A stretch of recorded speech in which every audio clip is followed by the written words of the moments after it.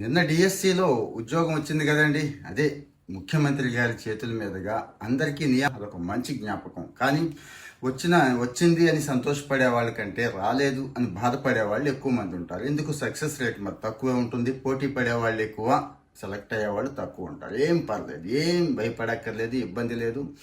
అలాంటి మంచి అవకాశం మళ్ళీ వచ్చిందండి. ఏకలవ్య రెసిడెన్షియల్ మోడల్ స్కూల్స్ అంటారండి. ట్రైబల్ ఏరియాలో రెసిడెన్షియల్ స్కూల్స్ ఉంటాయి. మామూలు పిల్లలతో పోల్చుకుంటే వాళ్ళు బాగా వెనకబడి ఉంటారు. వాళ్ళకే యాక్చువల్గా అవసరం కూడా ఎక్కువ ఉంటుంది. సో నేను టీచర్గా సక్సెస్ అవ్వాలి, మామూలు సక్సెస్ కాదు, సూపర్ సక్సెస్ అవ్వాలి అనుకునే వాళ్ళకి ఈ అవకాశం వచ్చింది. అంటే మొన్న డిఎస్సి రాసిన వాళ్ళలో చాలా మందికి ఎలిజిబిలిటీ ఉంటుందండి. ఇక్కడ లక్కీగా టీచింగే కాదండి, నాన్ టీచింగ్ కూడా, అంటే నర్సింగు, ల్యాబ్ అటెండెంట్, అకౌంటెంట్, ఇలాంటి ఉద్యోగాలు కూడా ఇప్పుడు వీళ్ళు తీస్తున్నారు. 1-2 కాదండి, 7,200 పైన ఉద్యోగాలు.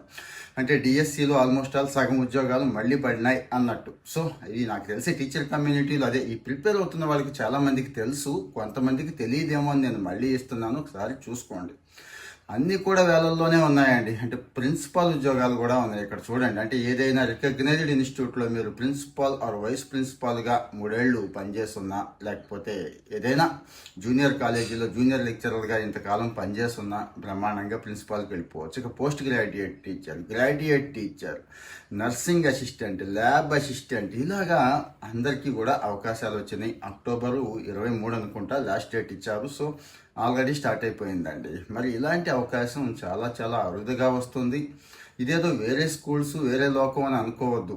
సేమ్ మన డిఎస్సిలో టీచర్ ఉద్యోగానికి ఎలాంటి వాల్యూ ఉందో అంతే వాల్యూ, అవే జీతభత్యాలు, ఆ మాటకు వస్తే ఇంకాస్త ఎక్కువ గౌరవం ఆ ట్రైబల్ పీపుల్ నుంచి పొందే అవకాశం ఉంది. కాబట్టి ఈ ఛాన్స్ ఎట్టి పరిస్థితుల్లో మిస్ చేసుకోవద్దండి. నా సలహా ఏంటంటే, నాకు టీచింగ్లో మంచి ఇంట్రెస్ట్ ఉంది అనుకునే వాళ్ళు గవర్నమెంట్ టీచింగ్గానే చేయాల్సిన అవసరం లేదండి. కొన్ని ప్రైవేట్ ఇన్స్టిట్యూట్స్లో మీరు అబ్జర్వ్ చేస్తుంటారు, 1,00,000, 2,00,000, 4,00,000 తీసుకుంటున్న టీచర్స్ కూడా నాకు తెలుసండి. రీసెంట్ డిఎస్సిలో అంటే గేదెలు కాపురై ఒకళ్ళు పెయింటింగ్ వేసుకునే వాళ్ళు, ఒకళ్ళు ఇలాంటి వాళ్ళు డిఎస్సి కొట్టారు అని తెలిసి అబ్బా భలే అనిపిస్తూ ఉంటుంది. ఆ పేపర్ న్యూస్ అయి చదువుతూ ఉంటాం కదండి. మరి వీళ్ళు ఎందుకు ఈ పెయింటింగ్లు ఇవి వేసుకుంటున్నారో నాకు అదే ఆశ్చర్యంగా ఉంటుంది. మీకు మెథడాలజీ తెలుసు, ఎడ్యుకేషన్కి ఎంత డిమాండ్ ఉందో మీకు తెలుసండి. మీలాంటి టీచర్లే కావాలి. సో దయచేసి గవర్నమెంట్లో వస్తే చాలా సంతోషం చేయండి, రాకపోతే ఇదిగో ఇలాంటివి అప్లై చేయండి. ఇక్కడ కూడా రాకపోతే టీచింగ్ ఎక్కడో చోట చేయండి. ఎక్కడో చోట అంటే నా ఉద్దేశం మంచి మంచి స్కూల్స్ ఉన్నాయి, అక్కడ చేయండి. మిమ్మల్ని మీరు ప్రూవ్ చేసుకోండి. ముఖ్యంగా మాలాంటి వాళ్ళ పిల్లలందరికీ కూడా హెల్ప్ చేయండి స్వామి అంటున్నానండి. సో మరి ఎవరికి షేర్ చేయాలో మీకు తెలుసు, షేర్ చేయండి.